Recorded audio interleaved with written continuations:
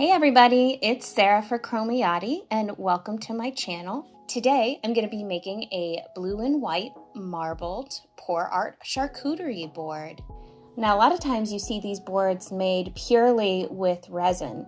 So I thought for all of my pour art friends out there, I would show you how you could make them too. One of the most important things you're going to need to start with is tape. And as you can see here, I actually have two different kinds of tape made by Scotch, but I use them both for different reasons. I do like to use the original Scotch brand for my edge taping and the Painter's Blue Scotch brand for anything that's going to touch the front of the board. So there's a lot of different ways you can do this. I've tried a few. My favorite technique right now is to actually cut the tape into a lot of tiny pieces and spend a little bit more time really laying each small piece down around your edge versus cutting big strips and then using your scissors to trim.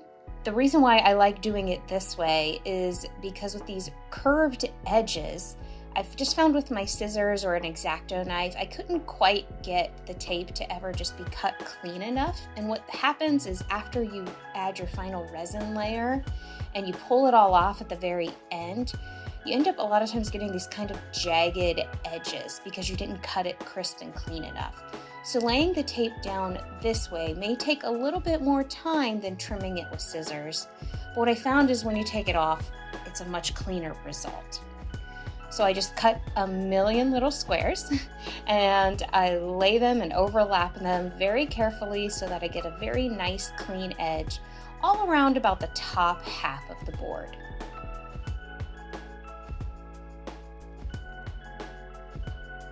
At the end, I lay a couple of extra full strips down kind of all over. That way that just kind of makes sure I seal in any of the tiny little cracks. If you have a hole in the handle of your board, make sure you cut this out now. I have forgotten about that one a few times. So when I first started doing these, I actually would tape up the entire back and the front in order to keep off any resin or paint, whatever I was doing to decorate the board.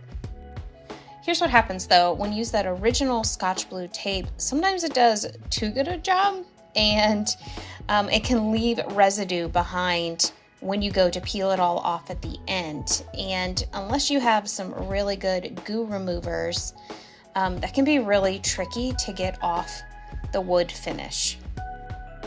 So what I do now is I actually use a little bit of brown packaging paper and I just use that to cover the front and back of my board. And then that also saves me quite a bit of time of actually physically laying down tape on the front and the back of the board too. So it's twofold there.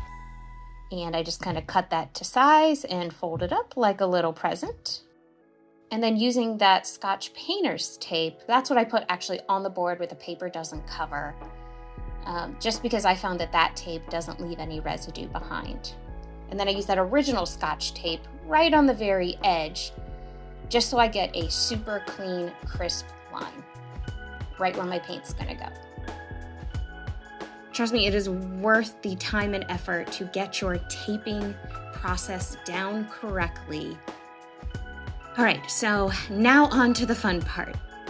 So I have found with wood boards, when I pour paint on them, that I actually like to have it coated first with a coat of spray paint or a layer of acrylic paint. That way it kind of gets into all of the grooves and edges. So to start this board, I added a coat of dark blue spray paint. And there's probably one or two coats.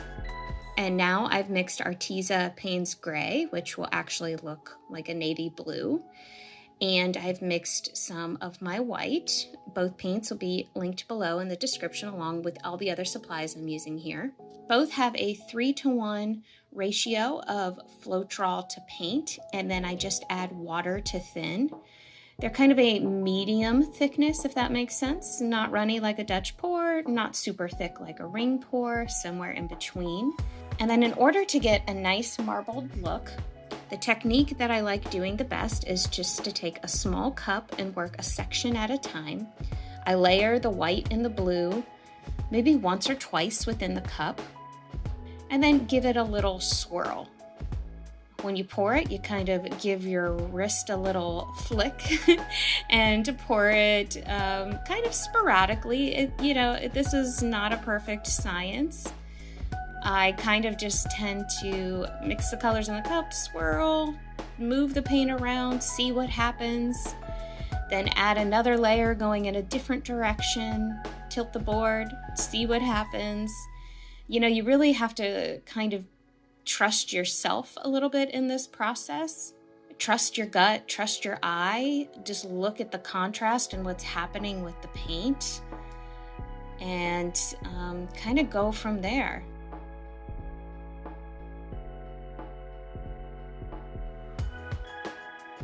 So sometimes I'll use a palette knife to kind of lay down a solid bit of color, or I'll put more of one color in the cup than the other one if I want that to be the stronger color being poured out.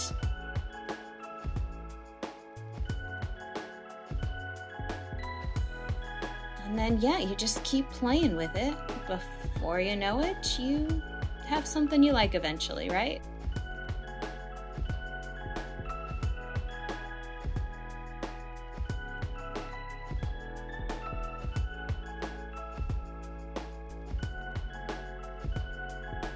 So from past experience, I've learned that it's best to take off the tape that's closest to the edge of your paint prior to putting on resin and put a fresh piece of tape on. So as you can see here, I just had a tiny bit that I wanted to trim up on the edge to make it nice and clean. Luckily, none of it came off on the tape. Usually if you do it at this phase, it won't. It should be nice and crisp. Then you're just going to want to reapply your tape. I'm actually going to tweak the design a little bit because there was a couple little spots that I wanted to add onto before I do my resin layer. This is the nice part about using pour paint versus resin, I feel like, because you can keep your leftover paint by just putting a sandwich baggie on top of your cup.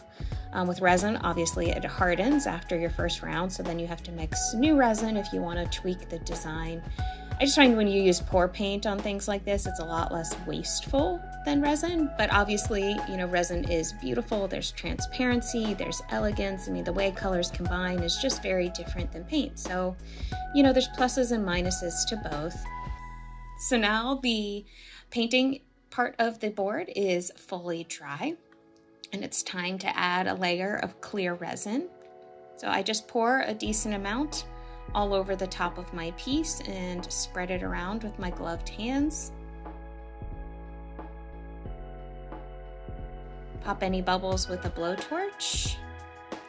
Now, I always cover all my pieces with Amazon boxes to try to keep out any dust or lint. Now you're gonna let that sit for about 2 hours. And I say 2 hours because a very important part of getting your resin and art to blend in nicely with the edge of your wood is actually going in and removing that edge line of tape before your resin has fully cured. If you do not do this, what you're going to find is when you remove the tape, you're going to see a little bit kind of a jagged edge. It's very tiny and minor, but it's enough to make your piece just look unfinished. So all you do is wait about 2 hours, come in, remove your tape, and then let that finish and cure. So I actually ended up doing 2 layers of resin. After the first one cured fully, there was a couple of spots that just weren't covered perfectly. Once the resin fully cures, it's time to take off all of the tape on the back of your board.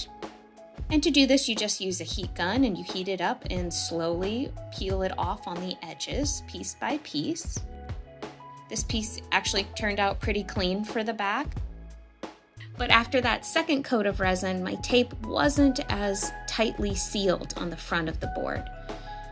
So what happened there is I got a little bit of resin on the board, and now I'm going to have to remove it. But this is great for you guys because now I can show you what happens when you do get something on your board and how you fix it. So the best way I found to get the resin cleanly off the board with doing the least amount of damage to the wood is actually using a combination of nail polish remover and sanding. I first used the nail polish remover because it doesn't remove as much of the wood finish. And because it's a liquid, you can get a paper towel damp. And if you go with the grain of the wood, you can remove the resin and the varnish on the wood in a less noticeable way.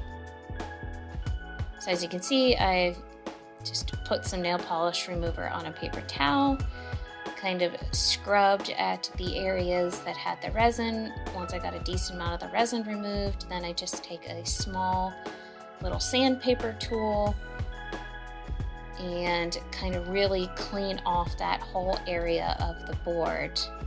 I also had a few little spots on the back, so I also did that on the back. So before I add my wood stain, I found it's really helpful to use some pre-stain. That kind of helps blend in your stain to the existing stain of the wood, and it helps the wood absorb the stain better too. So I just put a nice even coat on the areas that I plan on restaining, front and back. And you let that dry for about 3 hours. You're then just going to repeat that same kind of process with your stain. And then I also use a food safe varnish to seal the stain because people are going to use these boards, they are going to clean them, and you don't want your stain to come off. So you do need to add a varnish coat as well. And there you go, we have our beautiful board. If you like this video, please like and subscribe below. And as always, happy creating.